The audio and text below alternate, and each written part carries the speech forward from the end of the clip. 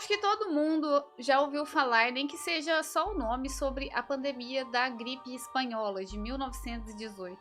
E apesar do autor desse texto ter intitulado o texto como epidemia, ela foi uma pandemia. E qual que é a diferença? Epidemia é uma contaminação que não chega a nível global. Pode ser um estado, uma cidade, um país. E pandemia é o pior dos cenários, quando acontece a disseminação mundial de uma doença.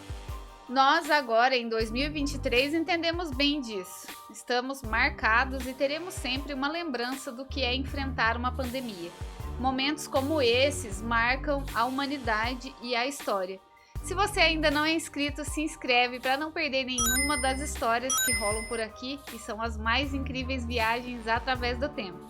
Meu nome é Vanessa Silva e a quem interessar, essa é a história que eu vou contar hoje. Um relato sobre a mais devastadora das pandemias, com o maior número de infectados e mortos, entre 1 e 6% da população mundial. As estimativas variam que entre 17 e 100 milhões de pessoas tenham perdido as suas vidas. Vamos fazer uma breve passagem pelo acontecimento da gripe espanhola.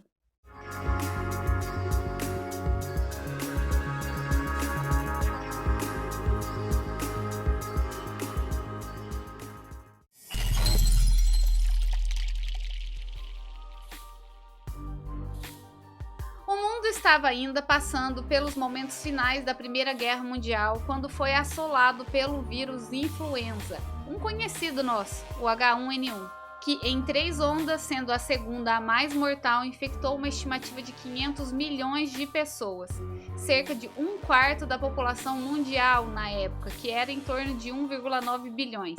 Os primeiros casos foram registrados nos Estados Unidos numa instalação militar em Kansas, Fort Riley, quando o soldado Albert Gitchell apresentou os sintomas da gripe em 11 de março de 1918. Muito provavelmente o início foi realmente ali, apesar de que os estadunidenses queriam acreditar que os alemães deveriam ter trazido o vírus às cidades litorâneas dos Estados Unidos. Após os primeiros casos no Kansas, se espalhou rapidamente nos acampamentos de guerra, ainda sob uma forma relativamente suave. Mas já nesse mesmo mês, a doença, ou o que parecia ser, surgiu em localidades bastante afastadas, como na China, na Armada Japonesa e na cidade francesa de Chaumont. Em abril, alcançou as tropas inglesas e alemãs na frente de combate e as tropas dos Estados Unidos em Brest. Tá, mas então por que gripe espanhola? Porque em maio de 1918 ela se estendeu pela Espanha com uma virulência incrível.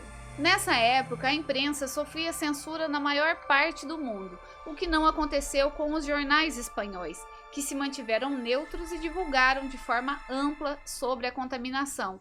E assim como o maior número de informações vinham dali, não demorou muito para que a gripe ficasse conhecida como gripe espanhola. Em junho de 1918, varria impiedosamente a Europa, inclusive a Alemanha, os países escandinavos e chegava à Índia, e só ali ceifou a vida de entre 12 e 17 milhões de pessoas. Até aí, a chamada primeira onda da gripe espanhola não foi a mais mortífera. Parecia uma epidemia típica de gripe. Os que estavam mais em risco eram comumente os idosos, pessoas já doentes e imunodeficientes. Depois disso, se deslocou para oeste, cruzando de volta ao Atlântico. Nesse momento, já não mais considerada uma doença leve, tornou-se aterrorizadora. De cada 6 ou 7, um deles se degenerava em uma pneumonia tão grave que o paciente só teria 2 possibilidades em 3 de escapar.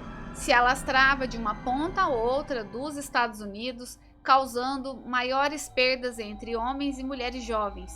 Já estávamos nesse momento na segunda onda. Outubro de 1918 foi o mais mortal de todos. Foram 195 mil mortes só nos Estados Unidos.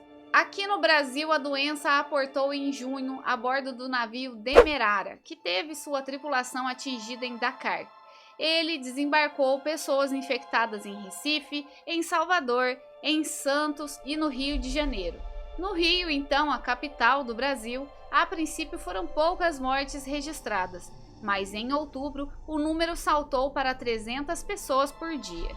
A situação ficou ainda mais caótica quando os coveiros passaram a se recusar a tocar os corpos das vítimas da pandemia. O governo convocou os presidiários para trabalharem nos cemitérios, abrindo valas comuns onde todos os corpos sem qualquer identificação eram jogados à proporção que chegavam. Para não alarmar a população, as autoridades brasileiras proibiram que se divulgassem o número diário de mortes. Mais tarde se soube que no Rio morreram por volta de 15 mil pessoas. Segundo a estimativa, o número total de mortos está entre 35 e 300 mil brasileiros pela gripe espanhola. Abrindo aqui um parêntese, você pode ter a impressão, por esses números, que a Covid tenha matado muito mais, mas vale ressaltar que pelo número de pessoas no Brasil e no mundo, era bem menor, e por isso a gripe espanhola foi de maior proporção. Ninguém sabia ao certo como a doença era transmitida, mas percebiam que a aproximação das pessoas estava ligada à transmissão. Desse modo, nos Estados Unidos, partidas de futebol e luta de boxe foram canceladas. As corridas em Kentucky foram desmarcadas e muitos centros de diversão foram fechados. Em Washington e em Boston, suspenderam as aulas nas escolas públicas. Em Nova York, a biblioteca pública interrompeu a circulação de livros. E a Companhia Telefônica de Nova York, com 1.600 telefonistas doentes, pediam aos assinantes que só usassem os telefones em caso de urgência. Em Seattle e em muitas outras cidades, fecharam vários lugares de reunião pública. Os ofícios religiosos eram realizados nas ruas. Muita gente adotou o uso de máscaras de algodão, quando estavam em coletivo, nos escritórios e nas lojas. Minas, fábricas e estaleiros andavam mal, com as faltas ocasionadas pelas enfermidades. Médicos e enfermeiras viam-se sobrecarregados. Quando um médico chegava para atender a um chamado, em vez de eram 10 ou 15 doentes. Uma enfermeira da Filadélfia descobriu uma casa onde um homem sozinho estava sem vida havia uma semana. Outra encontrou um marido morto no mesmo quarto onde a esposa estava na cama, com 2 gêmeos recém-nascidos. As condições hospitalares eram um pesadelo. Leitos que cabiam 30 estavam superlotados com 70, metade à beira da morte. Quando as enfermeiras do dia assumiam os seus plantões, se deparavam com uma porção de caras novas em leitos onde outras pessoas haviam perecido na passagem daquela noite. Médicos e enfermeiras também adoeciam, alguns para morrerem dali a 3 dias. Os cemitérios convocavam cada vez mais coveiros. Em várias cidades havia falta de caixões. E se vocês acham que não teve divulgação e pessoas utilizando remédios que não tinham eficácia alguma, após uma matéria do jornal da Associação Médica Americana e oficiais recomendarem uma superdosagem de aspirina como parte do tratamento, essa ação causou hiperventilação e edema pulmonar em grande parte dos pacientes e contribuiu muito para aumentar o número de vítimas. A pandemia, com toda a sua fúria, não se demorou muito. Foi levando as pessoas em crescente expansão, o vasto número de mortos e, por fim, teve um decréscimo rápido para a normalidade. Alguns atribuem a melhor eficiência dos médicos no tratamento da pneumonia, outros dizem que é natural que o vírus influenza sofra mutações extremamente rápidas para variações menos letais, porque devido à circulação desenfreada do vírus, pode ter culminado numa imunidade de rebanho. Com esse recuo, a moral das pessoas começou a voltar. Por volta de novembro de 1918, todos já percebiam que não só a gripe estivesse indo embora, mas também que a guerra se encaminhava para o fim. Veio então o armistício.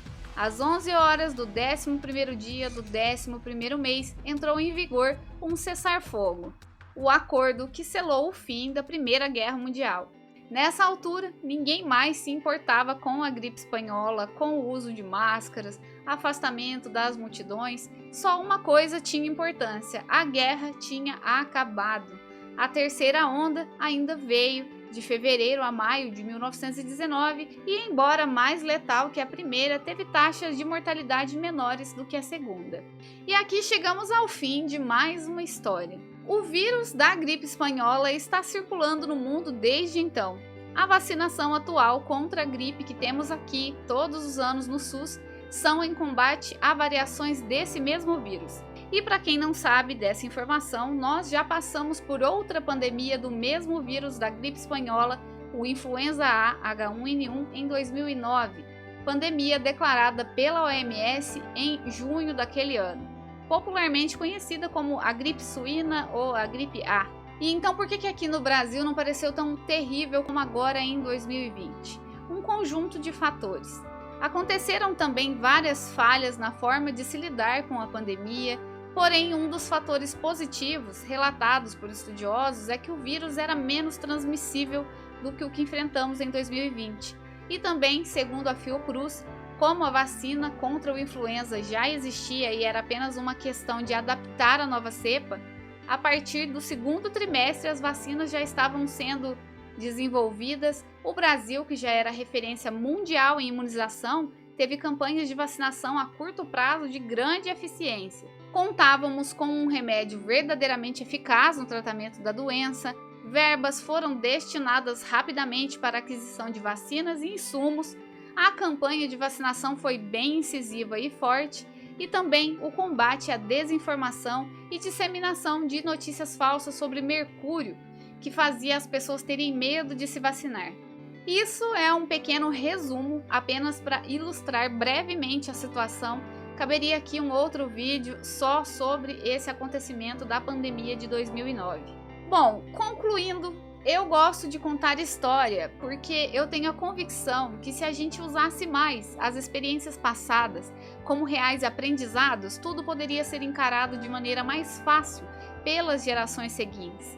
Mas infelizmente não é a realidade. Vocês conseguem perceber a quantidade de semelhança dessa pandemia de 1918 com a que acabamos de passar em 2020? E quando eu digo semelhanças, eu estou me referindo às falhas cometidas. 102 anos separam esses dois acontecimentos, e como é aterrorizante perceber que mesmo com tanta evolução científica, informações, o conhecimento de ações preventivas, tenhamos perdido tantas pessoas e tenha circulado tanta desinformação, incentivo de uso de remédios que não funcionam, resistência ao uso de máscaras e isolamento, principalmente a recusa de muitas pessoas em receber posteriormente as vacinas. E isso tudo é mais assustador do que a pandemia em si. Essa história faz parte das mais de 50 contidas no livro Catástrofes, Desastres e Aventuras que Comoveram o Mundo, que é um livro de 1965, onde cada história é de um autor diferente e todas são um ajuntado das seleções da revista Reader's Digest. No vídeo de hoje, além da referência do texto do livro, que desta vez estava bem vago, também complementamos com relatos, estudos e outras informações para trazer o conhecimento de forma mais ampla, vista que ela faz ligação direta com outros acontecimentos inevitáveis de serem mencionados. Não se esqueçam de se inscrever, deixar o like, que nos ajuda demais, e também, se tiver mais informações que complementem o vídeo, já deixa aí nos comentários. Compartilhe também com alguém que possa gostar do nosso conteúdo. De qualquer forma, vou deixar na descrição do vídeo as informações sobre Frederick Lewis Allen, autor de A Pior Epidemia dos Tempos Modernos, assim como as demais informações sobre o livro. Eu fico por aqui, uma ótima semana para todos vocês e até a próxima história!